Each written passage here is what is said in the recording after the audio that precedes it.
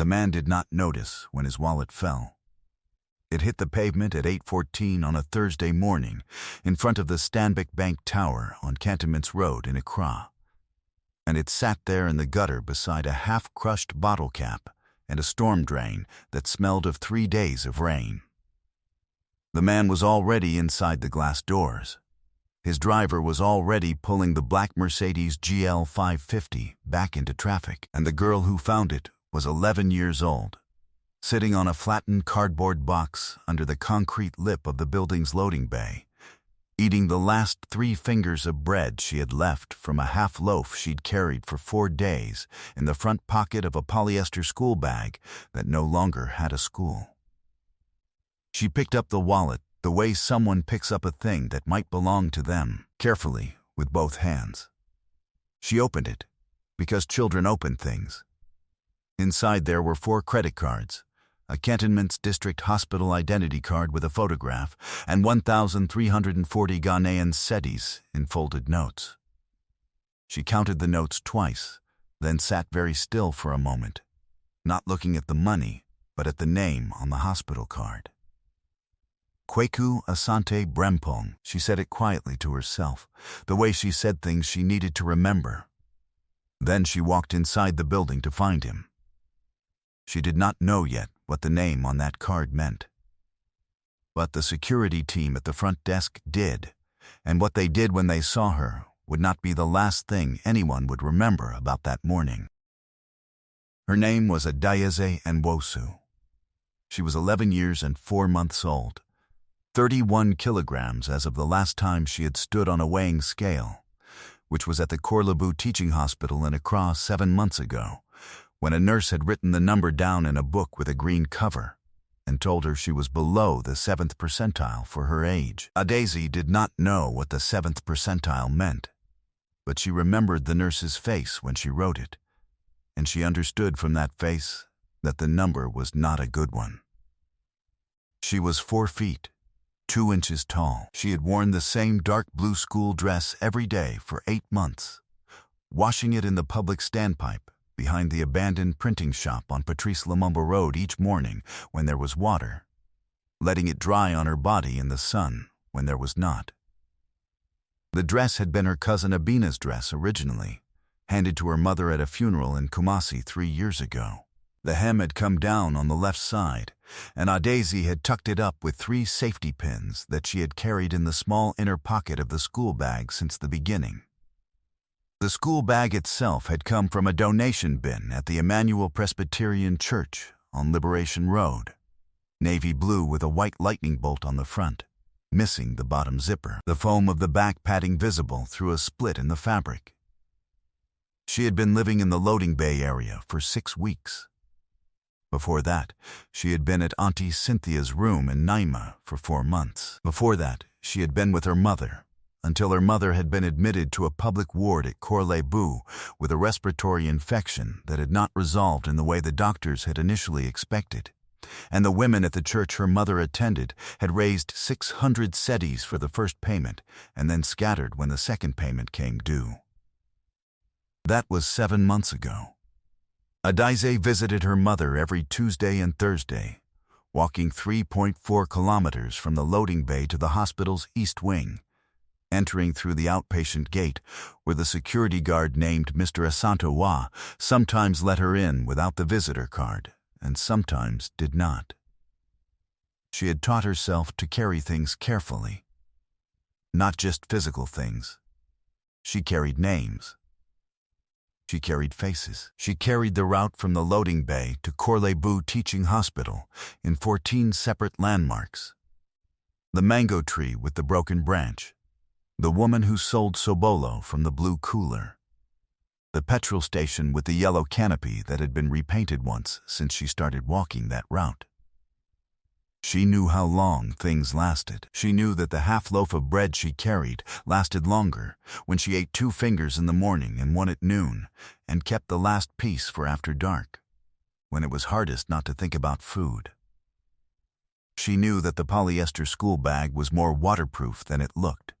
She knew that staying near the entrance to a large building made people treat you more like you belonged to a building than like you belonged to no building at all. What she did not know, on the morning of that Thursday, was that the man whose wallet she had found was among the 14 largest individual taxpayers in Ghana, that the Asante Brempong family had a foundation in his late wife's name that had funded 23 maternal health clinics across the Greater Accra region, or that the wallet contained, behind the last credit card in the sleeve he had almost never opened in 2 years, a laminated photograph of a girl he had not stopped looking for.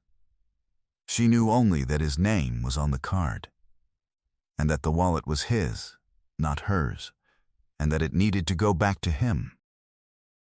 The security desk at the Stanbic Bank Tower on Cantonments Road was staffed at 8:14 a.m.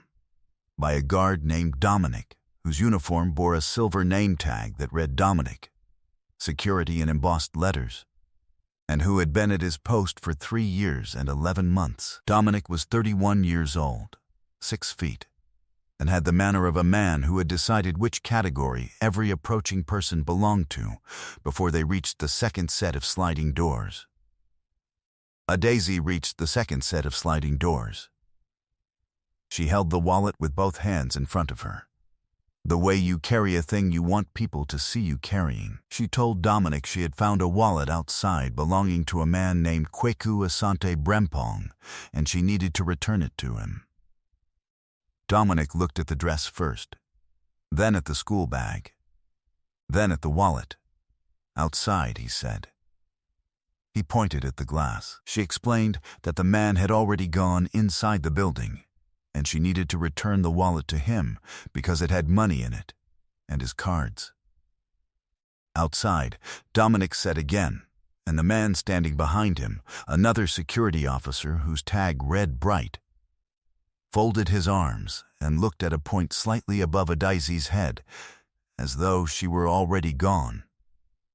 She stood for 4 seconds without moving. Then she said, clearly, his name is on the hospital card. Kweku Asante Brempong. He works in this building. He dropped this wallet outside at 8:14. Bright laughed, not loudly.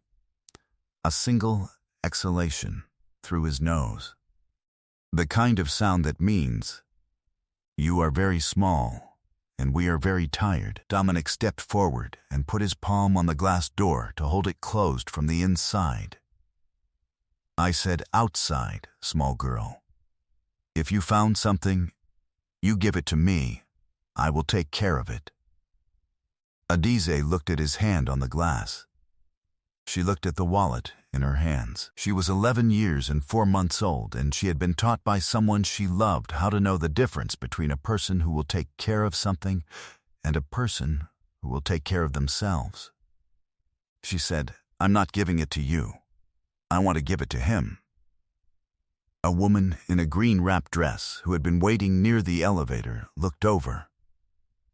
She looked at Adaizi for 2 full seconds. Then she looked at her phone. The man who had been standing behind her in the lobby with a leather portfolio under his arm took 1 step in their direction, then stopped. He looked at Dominic. He looked back at his portfolio. He kept walking toward the elevator.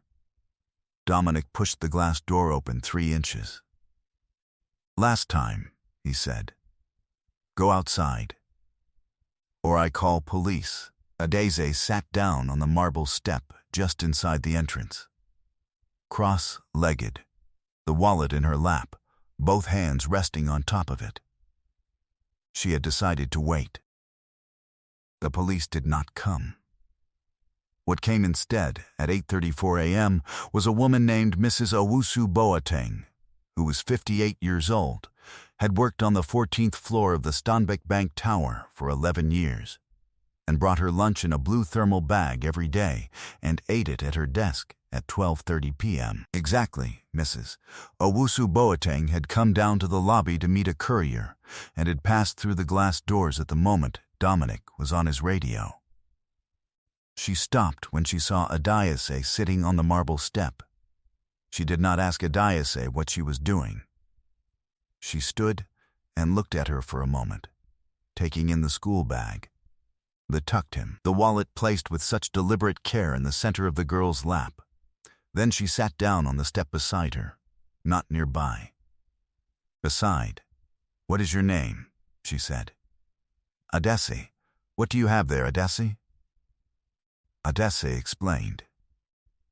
She explained in the orderly way she explained most things, beginning at the moment the wallet hit the ground, proceeding through the contents she had observed, arriving at the name on the hospital card, and ending with the current situation, which was that the man was upstairs and she needed to give it back. Mrs. Owusu Boateng listened without interrupting. When Adesi finished, the woman sat quietly for a moment. Then she reached into her thermal bag and produced a small container of kelewele. The fried plantain still warm from her morning preparation, she placed it on the step between them. She said, "Eat, I'll be back in 4 minutes." She was back in 3.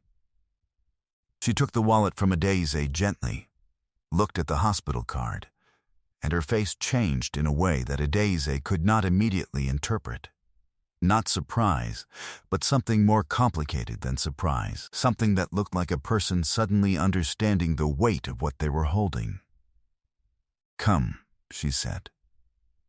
"I know who he is." She did not tell Adesi what she knew. She would tell her later that she had not wanted to be wrong. But she was not wrong. If this story is already landing on you the way I think it is, subscribe so you don't miss what comes next. Because what happens when Adesi walks into that 14th floor office is something that neither of them was prepared for. They took the elevator together. Mrs. Owusu Boateng held the wallet. Adesi held the school bag against her chest.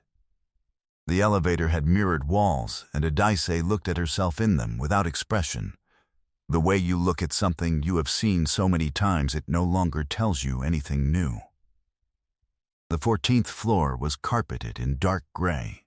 The receptionist behind the curved desk had a gold nameplate that read Diana and wore a headset, and looked at Adesi with an expression that began as professional neutrality and shifted toward confusion when she saw Mrs. Owusu Boateng's face.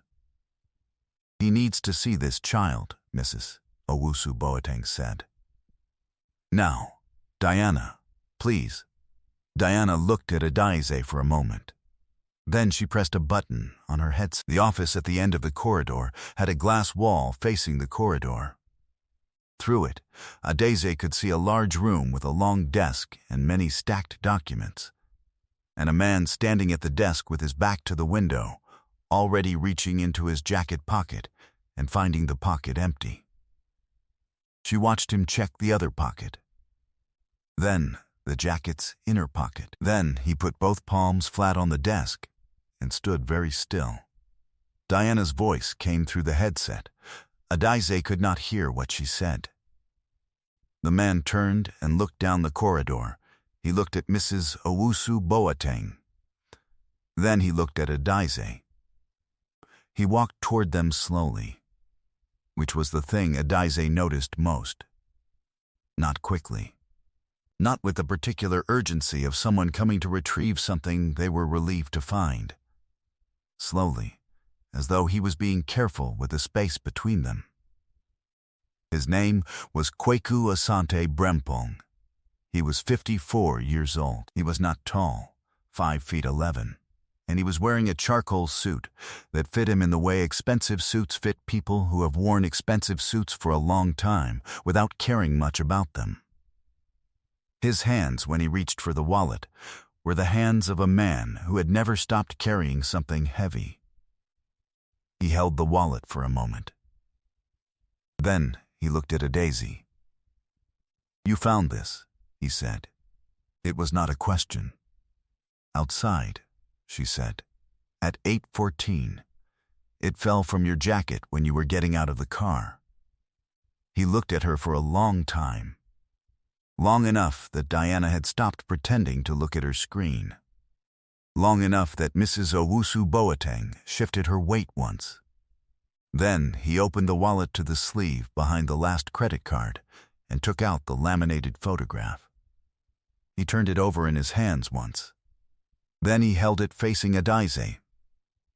It was a photograph of a girl of about 6 years old, standing in front of a mango tree in a garden, wearing a school dress that was dark blue. She had the same broad forehead as Adaize, the same way of standing, weight slightly forward, as though ready to go somewhere. Adaize looked at the photograph. She looked at the man. "Who is that?" she said. He said nothing for a moment. Then her name was Amma. "She was my daughter." He paused. "She died 4 years ago." Adaize looked at the photograph again. The world in the corridor did not change. The gray carpet continued to be gray.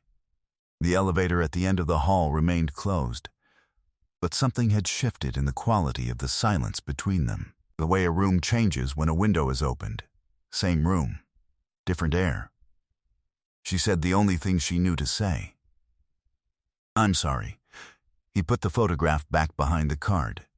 He closed the wallet. He looked at her school bag, at the safety pins in the hem of the dress, at the polyester strap worn white at the shoulder seam. He said, "What is your mother's name?" Adaize told him. He asked which ward at Corlebu. She told him. He asked how long. She told him 7 months. He asked where she slept. She said the loading bay. She said it the same way she said everything, as a fact, not as a plea. Because it was a fact. Because she had not yet learned, and would never learn, to bend facts into requests. Kweku Asante Brempong looked at Mrs. Owusu Boateng. Something passed between them that Adaize could not read. Then he said one word to Diana, who had been watching through the glass partition with both hands flat on her desk. "Room." Diana was already typing before he finished saying it. What happened at Corlebu Teaching Hospital that afternoon began with a phone call made at 10:02 a.m. from the 14th floor of the Stanbic Bank Tower. The head of the East Wing's respiratory unit received it at 10:09. A woman named Dr. Abena Mensah, who had been overseeing Adaize's mother's care under the constraints of a public ward that had 6 patients to every 3 functioning beds, received a second call at 10:17. By 11:30 a.m., Adaize's mother, whose name was Nkechi Nwosu, had been transferred to a private room on the 3rd floor with an east-facing window and a maintenance team that had fixed the flickering fluorescent light above the bed before anyone moved her in. Adaize was brought to the hospital at 1:14 p.m.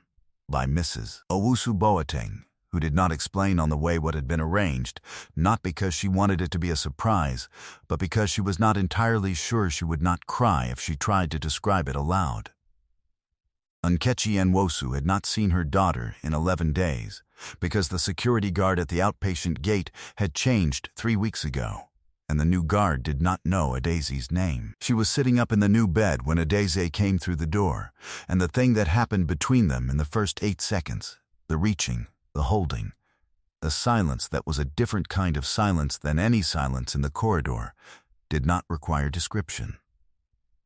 Adaize sat on the side of the bed for a long time. She ate lunch there. She ate the hospital food, which was rice and a thin vegetable soup. And it was warm, and she ate all of it. The Asante Brempong Foundation had been operating for 6 years in the name of Kweku's wife, Amma Asante Brempong, who had died of a preventable complication during her 3rd delivery. A complication that the first 2 hospitals they had gone to that night had failed to diagnose because the attending physicians had each spent less than 4 minutes with her before moving on. He had built the foundation not to honor her memory in the way wealthy men honor dead wives, which is with large events and named buildings and press releases, but to fix the specific thing that had failed her. The gap between knowing there was a clinic and being able to afford the visit. The gap between a diagnosis and a medication a family could pay for. His daughter Amma, named for her mother, had been 6 years old when she died. A virus that moved faster than the hospital staff believed possible. He had been in London for a board meeting that lasted longer than he expected. He did not talk about this. He had not talked about it for 2 years and 4 months, which was when he stopped attending events that required him to explain the foundation to rooms full of people who would nod and feel moved and change nothing. He had been carrying the photograph for 4 years. He kept it behind the last credit card in the sleeve he never opened. This was not something anyone had known. When Mrs. Owusu Boateng told him what she had seen in the lobby, not just the child sitting on the marble step with a wallet in her lap, but the specific way she was sitting, the specific way she had placed her hands over it, the dress, the safety pins, the school bag with the split backing, he had said nothing. He had pressed 2 fingers to his lips and stood at the window that looked over Cantonments Road and said nothing for 1 minute and 40 seconds. Then he had said, "How old is she?" 11, Mrs. Owusu Boateng said. Ama had been 6 when she died. Adaize was 11 now. The years did not match. The face was not identical. The world was not a story where grief is reversed by a child who looks like the one you lost. Kweku Asante Brempong knew this. He was a man who had spent 6 years building clinics because he understood that the world was not a story, and that you could not grieve your way into justice, you had to build it. But he also understood, in the way a person understands things they cannot say aloud without sounding like they are reaching for meaning and coincidence, that a girl with 31 kilograms on her bones and 3 safety pins in her hem and 1,340 setties in her hands had carried his wallet back to him instead of walking away, and that the reason she could not walk away was not weakness or inexperience or naivety, but the precise opposite of all of those things, and that this was not a small fact. The school was called Akimoto Preparatory, and it was on the Akimoto Road, and it had a waiting list of 400 students and a scholarship program that had accepted 11 children in its entire 12-year history. Adaize Nwosu became the 12th, 3 weeks after the morning of Thursday at 8:14 a.m. She enrolled in the Class 5 cohort on a Monday morning in November, wearing a new uniform that was the same dark blue as her old dress, which she had folded carefully the night before and placed in the bottom of the new school bag that Mrs. Owusu Boateng had taken her to choose at the Accra Mall. She had chosen a navy blue bag with white stitching because it reminded her of the first one. She still had the safety pins. She kept 3 of them in the small inner pocket of the new bag, which had all its zippers intact. Her mother moved into a ground-floor apartment on Boundary Road in Lebone 6 weeks after the hospital transfer, in a building managed by the foundation, designed specifically for patients and their families during long-term recovery. By December, Nkechi Nwosu was breathing without the medication that had cost 380 cedis a month she had not had. By March, she was selling waki from a cart outside the Lebone coffee shop every morning from 6:30 until 11, because she had always sold waki and because she had never wanted anything given to her that she could not eventually give back. On the morning of the first school day, Kweku Asante Brempong sent a driver to pick up Adaize and her mother. Neither of them used the car. They walked to school together through the Cantonments neighborhood in the early morning light, past the mango tree with the broken branch that Adaize had been using as a landmark for 7 months, past the woman who sold Sobolo from the blue cooler, past the petrol station with the yellow canopy.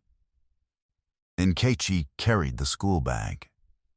Adaize walked with her hands at her sides, which was how she walked when she was happy, but did not want to say so with her body. They did not speak about what had happened. They spoke about the route. They spoke about breakfast. They spoke about what subject came first on a Monday. When they reached the school gate, Nkechi straightened the collar of Adaeze's uniform and then stepped back and looked at her daughter in the way a person looks at something they were afraid they would lose and did not lose. Then she said, "Go." Dominic, the security guard who had stood at the glass door and told a child to leave 3 times on the morning of that Thursday, received a letter 6 weeks later from the building management company. It informed him that his contract had been reviewed following an incident recorded by the lobby camera on the 14th of October. His supervisor would be reaching out to schedule a mandatory customer conduct review. The review would include training on the company's policy regarding vulnerable persons on premises and would require his completion of a 4-module course before his contract was renewed. He completed the 4 modules. He passed the review. He does not know, and may never know, that the girl who sat on the marble step and refused to give the wallet to anyone but its owner is the same girl whose scholarship was announced in the Asante Brempong Foundation's December newsletter under a photograph of 11 children in dark blue uniforms standing in front of a building with a mango tree in the courtyard. He would not recognize her if he saw her. She walks differently now. Not better. She always walked like someone who knew where they were going, but now people see her coming before she reaches the door. Kweku Asante Brempong thought he had lost his wallet and then found it by luck on a Thursday morning. But the girl who brought it back to him was not luck. She was a child who had been surviving for 7 months on precision, on knowing what things cost, on carrying names carefully, on keeping her hands over what was not hers, and waiting for the person it belonged to. No matter who told her to leave. You can take the roof from a person. You can take the school, the uniform, the room, the 3 meals a day. You can send them to the loading bay and let the security guard tell them to wait outside. What you cannot take is the thing they carry in their hands, not the wallet, but what the wallet meant, the refusal to let go of someone else's thing simply because no one was watching. There is a version of integrity that only exists when no one is watching. It is the rarest kind. It is the kind that 11-year-old children demonstrate when they are 31 kilograms and 4 days into a half loaf of bread and still sitting cross-legged on a marble step because the wallet in their lap belongs to someone else and they have not yet found the right person to give it to. Adaeze Nwosu did not find Kweku Asante Brempong. She found his wallet on Cantonments Road at 8:14 on a Thursday morning. What she carried back to him with it was not something that could be counted or itemized or listed on the back of a hospital card. The world does not always recognize what it is standing in the presence of. The glass door was held shut. The marble step was cold, but she sat down and she waited. Because she understood something that Dominic and Bright and the woman in the green wrap dress and the man with the leather portfolio did not understand that morning.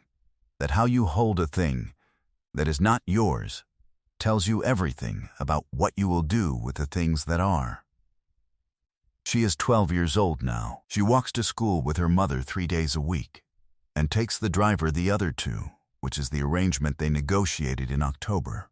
Because Nkechi Nwosu said she had been walking longer than the car had existed and saw no reason to stop. She comes first in mathematics and third in the school in English composition. She is saving her pocket money in a small red tin that she keeps in the top drawer of the desk in her room, which she has organized in a way that would make sense to anyone who had ever had to know exactly where everything was. On the first morning, when she sat down at a desk in a real classroom for the first time in 8 months, she put her hands flat on the surface in front of her. The new desk, the new navy bag, the new pencils lined up at the top. She sat with her hands flat and looked at the board at the front of the room.